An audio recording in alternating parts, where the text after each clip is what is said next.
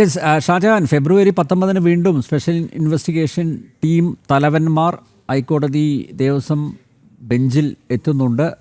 എന്തെങ്കിലും അത്ഭുതങ്ങൾ സംഭവിക്കുമോ? ഇപ്പോൾ 3 പേരെ അറസ്റ്റ് ചെയ്യാനുള്ള സാധ്യതയെക്കുറിച്ച് പറയുന്നുണ്ട്. 3 പേർ കൂടി പ്രതിപട്ടികയിൽ വരും എന്ന സൂചന നൽകുന്നുണ്ട്.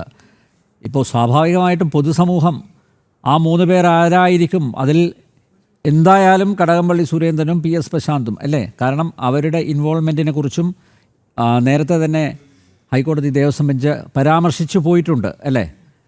അപ്പോൾ അതാവാനുള്ള സാധ്യതയുണ്ടോ? പ്രത്യേകിച്ച് തെരഞ്ഞെടുപ്പ് ആസന്നമായി നിൽക്കെ വീണ്ടും പരിക്കുകൾ ഏൽക്കാൻ അങ്ങനെ നിന്നു കൊടുക്കുമോ ഈ സർക്കാർ? അല്ല, ഞാൻ പറഞ്ഞില്ല, ഞാൻ ശരിക്കും ഈ ഇടക്കാല റിപ്പോർട്ടുകളെല്ലാം വരുന്നത് വളരെ ആഴത്തിൽ പരിശോധിച്ചിരുന്ന ഒരാളാണ്. പക്ഷേ ഈ 19/2 ഇടക്കാല റിപ്പോർട്ടിലേക്കൊന്നും ആ റിപ്പോർട്ട് ഞാൻ പരിശോധിക്കാൻ പോലും തയ്യാറാവില്ല. കാരണം എന്നെ സംബന്ധിച്ചിടത്തോളം ഇതിവിടെ തീർന്നു. എനിക്ക് ഈ ചർച്ചയിൽ പങ്കെടുക്കുന്ന 2 പേരോടും എനിക്ക് ഒരു ചെറിയ അഭ്യർത്ഥന ഉള്ളത്, ഇപ്പോൾ ഞാനാണിതെല്ലാം വായിച്ചത്, നിങ്ങളിതൊന്നും വായിക്കാതെ വരുന്നതാണ്. ദയവ് ഇത് അങ്ങനെ എടുക്കരുത്.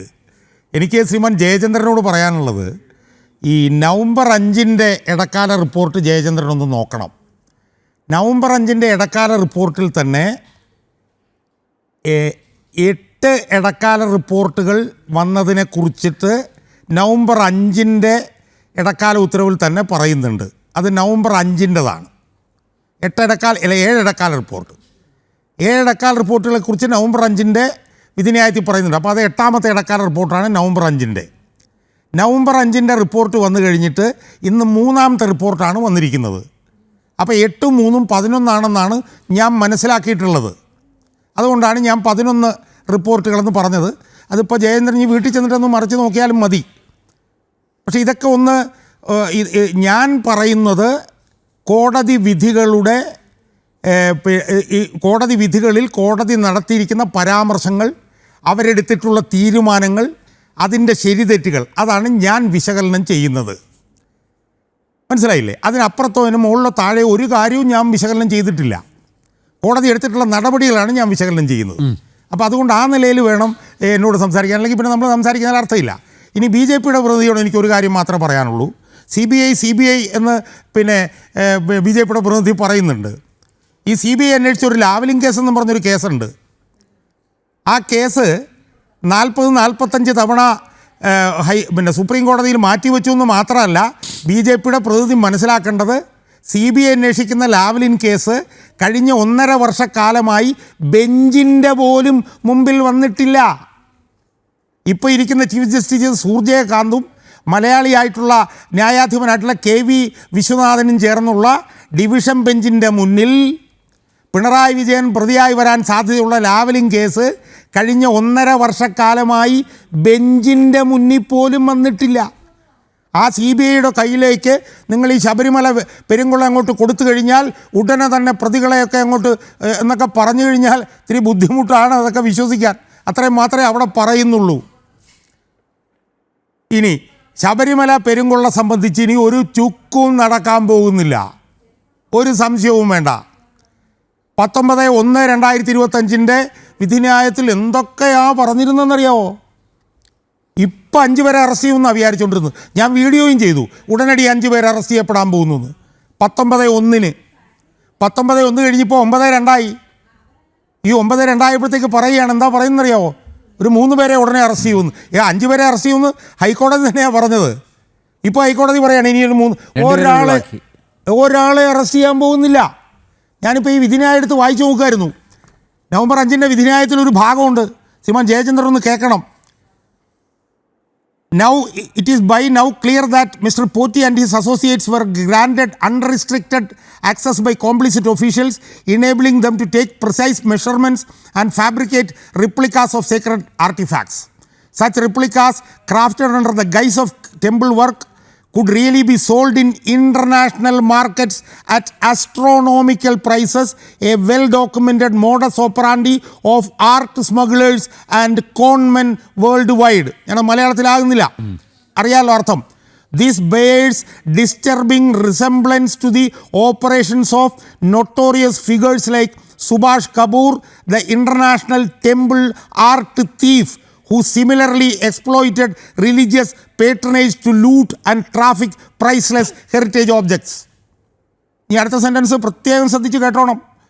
പിന്നെ Jayendran, we direct the SIT to also make part of their investigation the entrustment of the repairs of the main door to the ശ്രീകോവിൽ. അപ്പം നവംബർ 5 ഉത്തരവിൽ ഇതിൻ്റെ അന്താരാഷ്ട്ര ബന്ധം അന്വേഷിക്കണമെന്നും സുഭാഷ് കപൂറിന് സമാനമായിട്ടുള്ള പണിയാണ് പോറ്റി ചെയ്യുന്നതെന്നും പറഞ്ഞത് ബഹുമാനപ്പെട്ട ദേവസ്വം ബെഞ്ചാണ്, ഞാനും അനിൽ നമ്പ്യാരും അല്ല.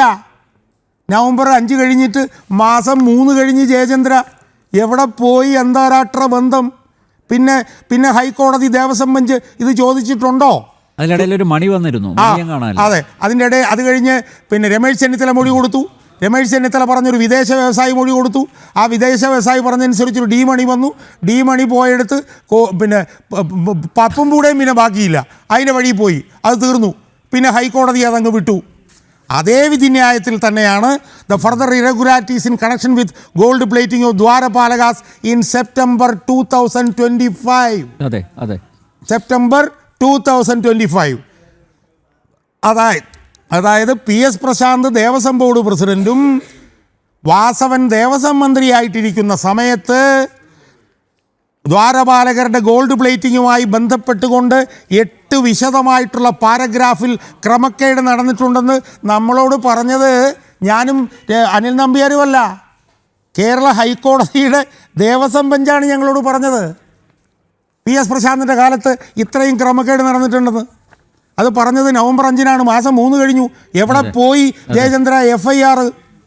അതിലെന്താ FIR ഇടാഞ്ഞത്? അതിലെന്താ SIT അന്വേഷിക്കാതിരുന്നത്? അതുപോലെ പിന്നെ ജയചന്ദ്രൻ മനസ്സിലാക്കേണ്ട, ഒക്ടോബർ 21 ഒരു ഉത്തരവുണ്ട്. ആ ഒക്ടോബർ 21 ഉത്തരവിൽ upon perusal of the materials we direct the SIT to thoroughly investigate the aspect of criminal conspiracy, criminal ഗൂഢാലോചന as the chain of events commencing in 2019 and the subsequent establishment of Dwarapalakas appear to be part of a larger well orchestrated scheme. Yes. അതായത് ഒരു വലിയ well orchestrated സ്കീമിൻ്റെ ഭാഗമായി നടന്ന ഒരു criminal ഗൂഢാലോചനയാണെന്ന് പറഞ്ഞുകൊണ്ട് ഞാനും അനിൽ നമ്പ്യാരുമല്ല, ബഹുമാനപ്പെട്ട ഹൈക്കോടതിയുടെ ദേവസ്വം ബെഞ്ച് 9 ഗൂഢാലോചനയുടെ ഉദാഹരണങ്ങൾ പിന്നെ SITയുടെ മുമ്പിലേക്ക് വെച്ച് കൊടുത്തിട്ടുണ്ട്. 9 ഒന്ന് വായിച്ചു നോക്കണം വീട്ടിൽ ചെല്ലുമ്പോൾ. ഒക്ടോബർ 21 അതിലെന്തെങ്കിലും SIT അന്വേഷിച്ചിട്ടുണ്ടോ? ഏതെങ്കിലും ഗൂഢാലോചന അന്വേഷിച്ചിട്ടുണ്ടോ? അന്വേഷിച്ചിട്ടില്ല. അപ്പോൾ ഇതൊന്നും അന്വേഷിക്കാതിരുന്ന SIT തറോ ഇൻവെസ്റ്റിഗേഷൻ നടത്തി, ഡീപ്പ് ഇൻവെസ്റ്റിഗേഷൻ നടത്തി എന്ന് പറഞ്ഞാൽ ആരാണിത് വിശ്വസിക്കുന്നത്? ആർക്ക് വിശ്വസിക്കാൻ പറ്റും? ബേബദറുദ്ദീൻ എന്ന് പറഞ്ഞൊരു ന്യായാധിപൻ ക്രൂരമായിട്ടുള്ള വിമർശനം ഉന്നയിച്ചില്ലായിരുന്നെങ്കിൽ പ്രതികൾ മുഴുവൻ പുറത്തു കിടക്കുകയില്ലായിരുന്നോ? KP ശങ്കരദാസ് പുറത്തു കിടക്കുകയില്ലായിരുന്നോ? വിജയകുമാർ പുറത്തു കിടക്കുകയില്ലായിരുന്നോ? ഇപ്പോൾ എന്താണ് പിന്നെ PS പ്രശാന്തിനെ അറസ്റ്റ് ചെയ്യാത്തത്? PS പ്രശാന്തിനെ അറസ്റ്റ് ചെയ്ത് കഴിഞ്ഞാൽ PS പ്രശാന്ത് ജയിലിൽ പോവും. PS പ്രശാന്തിൻ്റെ കൂടെ ഇരുന്ന ദേവസ്വം ബോർഡ് അംഗങ്ങൾ ജയിലിൽ പോവും. PS പ്രശാന്തിൻ്റെ കൂടെ ഇരുന്ന ദേവസ്വം ബോർഡ് അംഗം ഇപ്പോഴും ദേവസ്വം ബോർഡിൽ ഇരിപ്പുണ്ട്. PS പ്രശാന്ത് അറസ്റ്റ് ചെയ്യപ്പെട്ട് കഴിഞ്ഞാൽ വാസവനെക്കുറിച്ചിട്ടുള്ള അന്വേഷണം വരും. അപ്പോൾ അതുകൊണ്ട് ഞാൻ ദീർഘിപ്പിക്കുന്നില്ല. എൻ്റെ ചർച്ചയെന്ന് പറഞ്ഞാൽ ഈ കോടതി വിധികളിൽ ബഹുമാനപ്പെട്ട കോടതി വിധി എന്തൊക്കെ പറഞ്ഞിട്ടുണ്ട് എന്ന് വിശകലനം ചെയ്തിട്ടാണ് ഞാൻ ഈ തീരുമാനം എടുക്കുന്നത്. നേരത്തെ എന്തൊക്കെയോ വലിയ ഉരുട്ടി നമുക്ക് തരുമെന്ന് പറഞ്ഞ ദേവസ്വം ബെഞ്ച് ഇപ്പോൾ ഈ പണി നിർത്തി പോയി എന്നുള്ളത് ഈ ഹൈക്കോടതിയുടെ തീരുമാനങ്ങൾ പരിശോധിക്കുന്ന കണ്ണുള്ളവർക്ക് കാണാനും ചെവിയുള്ളവർക്ക് കേൾക്കാൻ കഴിയുന്ന ആർക്കും ബോധ്യമാകും.